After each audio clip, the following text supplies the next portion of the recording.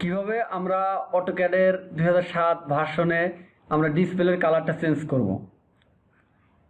আর এটা দেখা যায় অনেকেই ইঞ্জিনিয়ার আছে, অনেক মানে অটোক্যাড পারেন, কিন্তু এই রকম দেখা যায় মানে 7 ভার্সনে কেউ ডিসপ্লে চেঞ্জ করতে পারেন না। তাদের জন্য আমি খুব ইজিভাবে দেখাবো, মাত্র এক ক্লিকই। ওকে, কিভাবে করতে হয় দেখেন ভিডিওটি।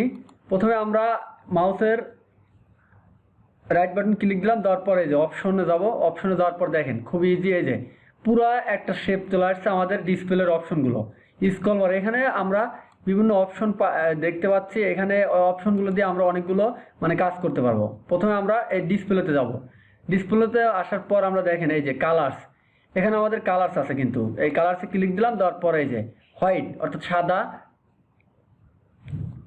এই যে এখানে হোয়াইটে চাপ দেবো। তারপরে আমরা যদি চাই যে ইয়েলো, আমরা ইয়েলো আনতে পারবো। ইয়েলো দেখেন আমরা ইয়েলো আনবো কীভাবে, তারপর এখানে ইয়েলো দিলাম, গ্রিন, আমরা যেটা মন চায় আমরা সেটা করবো।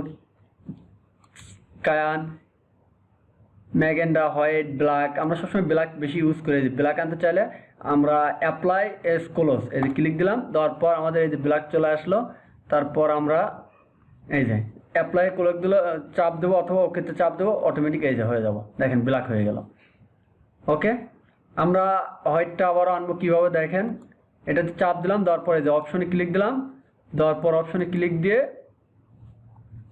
এরপর আবারও কালার্সে যাওয়ার পর ব্ল্যাক, এখানে আমরা হোয়াইটটা চাপ দেবো, দেওয়ার পরে এই যে অ্যাপ্লাই, তারপর অ্যাপ্লাই, ওকে হয়ে গেল। এটা একটা সহজ পদ্ধতি। আর এই যে মডেলে চাপ দিলে আপনাদের এই যে এটা আসবে, সরি একটা পেপারের সাইজ চলে আসলো। এখান থেকে আমরা পেপার সাইজ নিয়ে পৌরসভার ডিজাইনগুলো করব। আর এটা যখন এই যে এটা ওয়াইএক্স, এটাকে দেখা যায় আমরা যখন কাজ করি তখন কিন্তু এটা চলে যায়।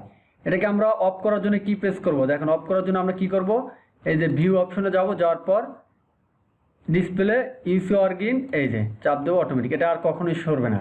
ওকে, খুব ইজি। আমার এই ভিডিওটি যদি ভালো লাগে তাহলে আমার চ্যানেলটি সাবস্ক্রাইব করবেন এবং লাইক করবেন, শেয়ার করবেন।